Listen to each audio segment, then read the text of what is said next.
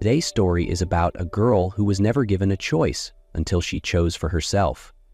Stay close, because this quiet beginning hides a powerful ending. That morning, fog blanketed the valley like a quiet shroud.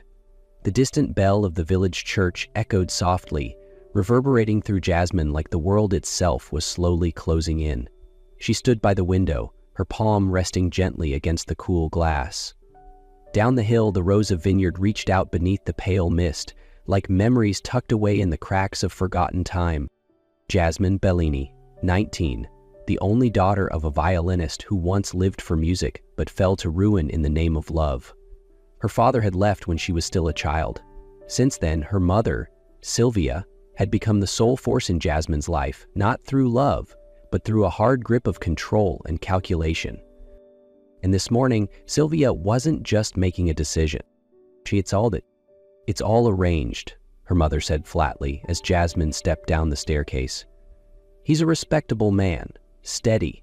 No one else would have paid off my debts. Jasmine said nothing. She had long learned that silence was safer than words when there was no space left for feeling. She already knew the man's name, Luca Devereaux, a wealthy winemaker living alone in a hillside villa surrounded by vineyards, nearly 30 years older than her, widowed, reserved, a stranger in every sense. Today, Jasmine would become his wife, not for love, but because of a contract with no room for a heart. The wedding took place in a small chapel tucked between the village lanes, so modest it felt more like a baptism than a beginning of a life together. No flowers, no guests, just the soft toll of church bells, the wind murmuring through the old stained glass windows, and two strangers walking side by side, as if fulfilling a contract signed by someone else long ago. Jasmine Bellini wore a white dress borrowed from the town's second-hand shop.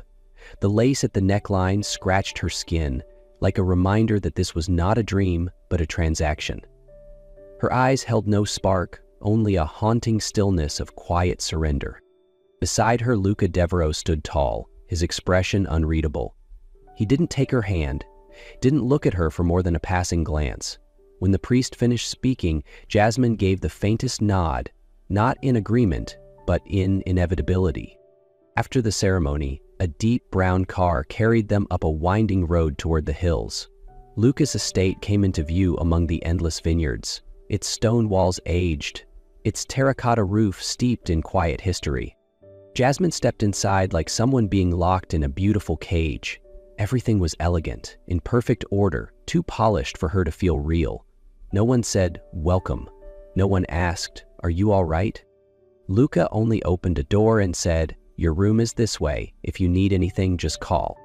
And then he walked away, silently, as if this was the beginning of a story neither of them had wished to tell. Jasmine couldn't remember when she had fallen asleep. The room was so quiet she could hear the wind threading through the wooden shutters and the ticking of an old pendulum clock, steady, unfamiliar, like a borrowed heartbeat. The sheets were white and untouched, the warm light from the bedside lamp casting a soft golden hue on the ceiling. But it didn't feel warm. It felt curated, perfect, for someone else. She sat up in the middle of the night, her hand clutching the edge of the blanket as if afraid someone might come in and take away the fragile quiet she had just found. But no one came. The next morning, as sunlight crept through the sheer white curtains, Jasmine awoke to a subtle fragrance floating in the air. Herbal tea. On a chair near the door sat a small wooden tray, a steaming cup of tea, 2 slices of toasted bread, and a neatly folded note. "Good morning. I'll be in meetings until noon. If you need anything, speak to Mrs. Moretti." The handwriting was sharp and tidy. There was no warning, no sarcasm, just a simple, ordinary message. Jasmine picked up the teacup, its warmth spreading from her fingertips to her chest, to her throat, and finally to the corners of her eyes. No one had ever done something for her without expecting something in return. No one had ever left a note without hidden meanings. She sat at the edge of the bed, sipping slowly, trying to steady her hands. Her heart didn't trust yet, but it no longer recoiled in fear either. It simply paused, quietly, as if listening. The days that followed passed like a quiet stream. No ripples, no sudden turns. Luca kept his distance, never pushing conversation, never stepping into Jasmine's space unless invited. Every morning, she would find a new flower placed on the table in the sitting room. Some days it was lavender, some days wild daisies, other times a nameless bloom tucked into a small earthen vase beside a slip of paper that read, "Wishing you a peaceful morning. If you'd like a walk, the car is ready. There's no rush. Just be yourself." Jasmine read those notes as if relearning a forgotten language, the language of gentleness. She remained cautious, but the fear in her eyes no longer dictated her every move. When she passed Luca in the hallway, she no longer held her breath. When they shared a meal, she no longer stared down at her plate. He wasn't trying to make her fall in love with him, and somehow that made her heart begin to listen. One morning, she found him in the library. Sunlight streamed through the tall windows, casting a quiet glow over his shoulders. He was browsing the shelves, head tilted, fingertips gliding along book spines as if touching memories. Jasmine stepped closer, her movements slow but certain. "Thank you," she said softly, "for not forcing me." Luca turned toward her, his gaze calm, still as a lake untouched by wind. Silence stretched between them, and then he replied, low, sincere, "I just want you to feel safe. That's all that matters." Jasmine said nothing more, but when she walked out of that room, it felt as though her heart had opened a window, just a sliver, but enough for the light to come in. That night, rain tapped gently against the old terracotta roof, each drop like a sigh from time itself. The whole house seemed wrapped in a hush, too tender to touch, a quiet Jasmine never knew could feel so warm. She stood before Luca's door, her fingers lightly gripping the belt of her robe. Her heart no longer pounded from fear, but from hesitation, the kind that comes when you're about to do something no one asked of you. She knocked. Once. The door opened. Luca's eyes flickered with surprise, then softened. "Jasmine," he said, his voice barely above a whisper. She looked up at him, her gaze steadier than it had ever been. "I'm not afraid anymore," she said softly, "not because I have to be here, but because I choose this." Luca said nothing. He simply stepped back, opening the door wider. His room smelled of old wood and books, warm light casting a golden veil across every surface. Jasmine stepped inside, not led, not summoned. She chose to enter. There was no urgency, no wild kisses or hurried promises, only a hand reaching for another, like an unspoken question, "Do you trust me?" And a look that answered, "I'm learning to." Luca touched Jasmine like one might touch a scar that no longer hurt but never forgot. A soft brush across her cheek, a kiss placed gently on her forehead, as if to say, "I'm here." He undressed her like unwrapping something sacred, not to claim, but to honor. Every movement was slow, deliberate, as though one misstep could shatter something fragile inside her. Beneath the amber glow of the lamp, they lay side by side, hand in hand. No one said, "I love you," but every breath, every touch, whispered it anyway. That night, Jasmine understood. Her body was not a debt to be repaid, but something worthy of tenderness. And in the stillness between two heartbeats, something began to bloom, softly but unmistakably real. After that night, nothing changed immediately. There were no bright smiles in the morning, no dramatic words of love, but small things, very small, began to appear, like the first signs of spring after a long, cold winter. Jasmine started wearing her hair down more often. She no longer avoided Luca's gaze when they saw each other in the kitchen. He didn't say much, but now he always waited for her to sit before beginning his meal. They shared breakfast in silence, but it was no longer heavy silence. It was a quiet kind of understanding. One morning, Jasmine walked into the sitting room and saw Luca sitting by the fireplace with a newspaper in hand. His eyes paused now and then, not really reading. Deep lines etched across his forehead, his hand clutching the paper slightly too tightly. For the first time, Jasmine realized he was tired too. Without saying a word, she went into the kitchen and made a cup of tea, the way he once had for her. When she returned, She placed it gently on the table and softly rested her hand on his shoulder. Just a light touch, like the wind.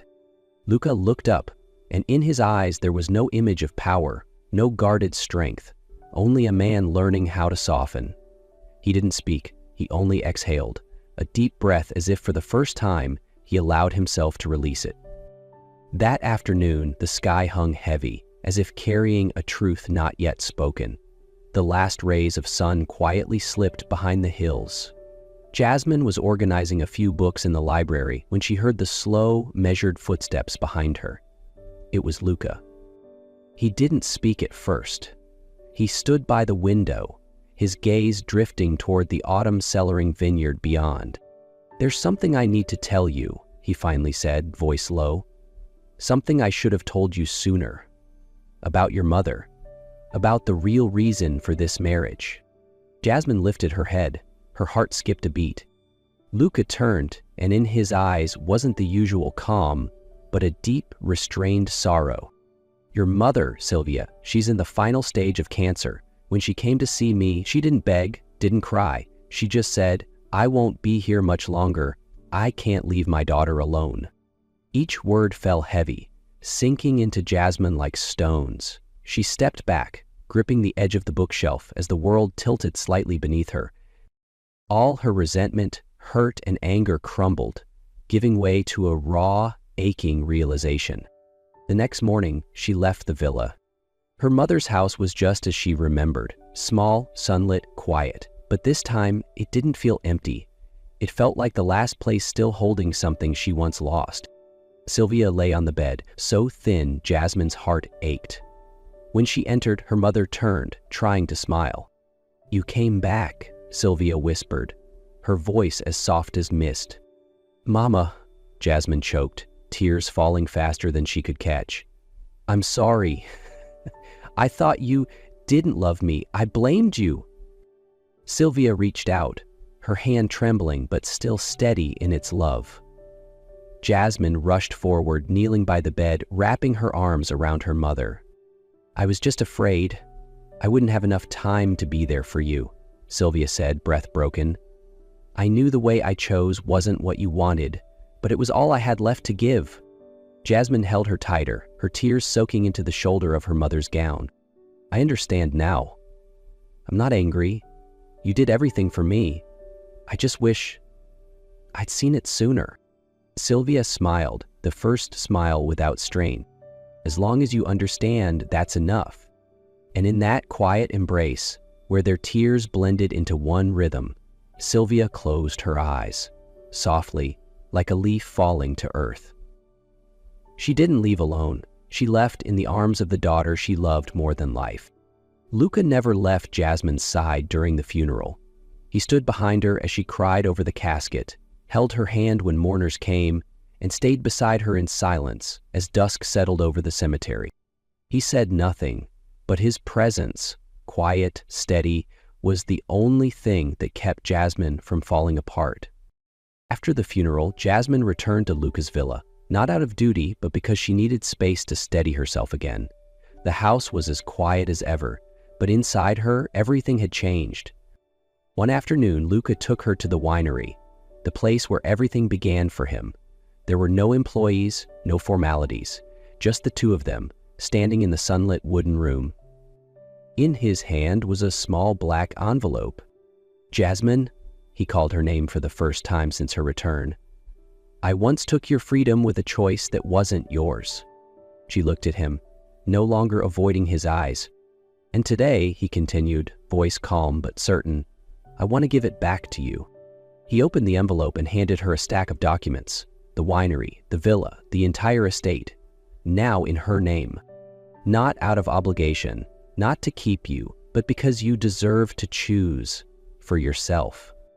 Jasmine stood still, not because of the value, not because of the land, but because, for the first time, someone was handing her the power to choose with no fear, no conditions. "I don't need you to stay," Luca said, eyes never leaving hers.